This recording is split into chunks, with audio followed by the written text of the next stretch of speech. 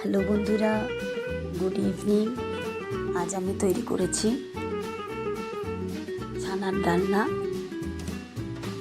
আমি এখানে রুটি দিয়ে ছানার ডালনাটা পরিবেশন করেছি। আপনারা চাইলে এটা রুটি, পরোটা বা লুচি দিয়েও খেতে পারেন।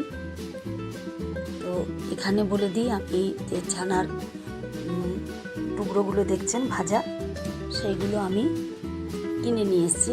এগুলো আপনারা যে কোনো মিষ্টি দোকানেই পেয়ে যাবেন। আমি এখানে কিনে নিয়ে এসেছি। শুধুমাত্র গ্রেভিটা আমি বাড়িতে বানিয়েছি। চলুন কীভাবে বানিয়েছি দেখিয়ে দিই। প্রথমে একটা মিক্সিং জারে একটা বড় সাইজের টমেটো, কয়েক টুকরো আদা ও কয়েকটা কাঁচা পাকা লঙ্কা দিয়ে আমি পেস্ট করে নেব। এরপর ওই মিক্সিং জারে আমি 4-5 চামচ পোস্ত, কয়েকটা কাজু বাদাম আর বেশ কিছুটা পরিমাণ খোয়া ক্ষীর দিয়ে একটা পেস্ট তৈরি করে নেব। আর এখানে কিছুটা জল দিয়েছি, সামান্য জল দিয়ে পেস্ট করে নেব। এদিকে একটা বাটিতে আমি একটা মশলা তৈরি করব। তার জন্য 2 চামচ ধনে গুঁড়ো, 1 চামচ জিরে গুঁড়ো, 1 চামচ লঙ্কার গুঁড়ো, 1 চামচ হলুদ গুঁড়ো, 1 চামচ গোলমরিচের গুঁড়ো নিয়ে একটু সামান্য জল দিয়ে একটা পেস্ট তৈরি করে নিচ্ছি।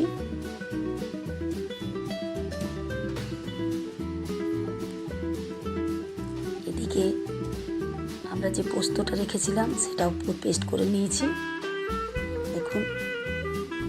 এরপর গ্যাসে আমি একটা কড়াই চাপিয়ে দিয়ে তার মধ্যে সাদা তেল দিয়ে দিচ্ছি। সাদা তেল একটু গরম হয়ে এলে ওর মধ্যে আমি কয়েকটুকরো দারচিনি, 4টে এলাচ, একটা তেজপাতা দিয়ে দিচ্ছি। একটু নাড়িয়ে ওর মধ্যে দিয়ে দিচ্ছি যে মশলাটা আমি করে রেখেছিলাম।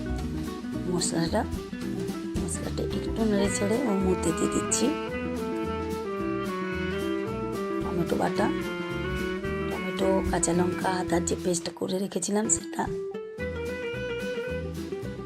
তারপরে মশলার সাথে টমেটোটা ভালো করে একটু নাড়িয়ে নিতে হবে যাতে টমেটোর কাঁচা গন্ধটা চলে যায়।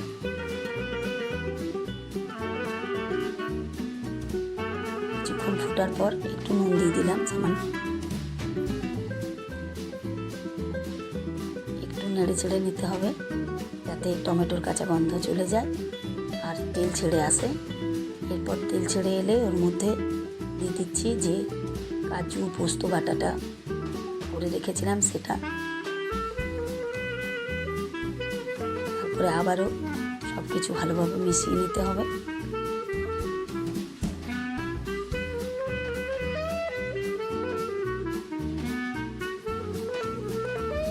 বাটি ধোয়া জল একটু দিয়ে দিলাম, ভালো করে কষিয়ে নিতে হবে।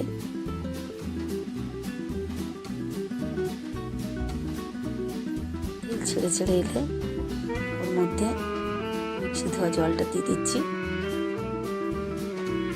ছানার টুকরোগুলো যাতে একটু ভালো করে ভিজে তার জন্য দিয়ে দিচ্ছি একটু বেশি পরিমাণ জল। নেড়ে চেড়ে ওর মধ্যে দিয়ে দিচ্ছি 1 চামচ চিনি। কিছুক্ষণ ফুটে উঠলে ওর মধ্যে ছানার যে টুকরোগুলো ভেজে রেখেছি সেগুলো দিয়ে দিচ্ছি। এরপর ভালোভাবে ফুটে উঠলে ওর মধ্যে দিয়ে দেবো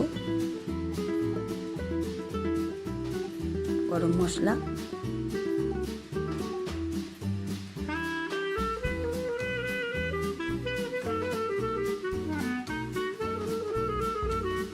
এখানে আমি একটু ঘিও অ্যাড করেছি, সেটা দেখানো হয়নি। তৈরি হয়ে গেল আমাদের ছানার ডালনা। দেখুন, আগেই বলেছি এগুলো আপনারা যে কোনো কিছুর সাথেই পরিবেশন করতে পারেন, রুটি, পরোটা, লুচি। ভালো লাগলে লাইক, কমেন্ট, শেয়ার করবেন, অতি অবশ্যই সাবস্ক্রাইব করবেন। ধন্যবাদ।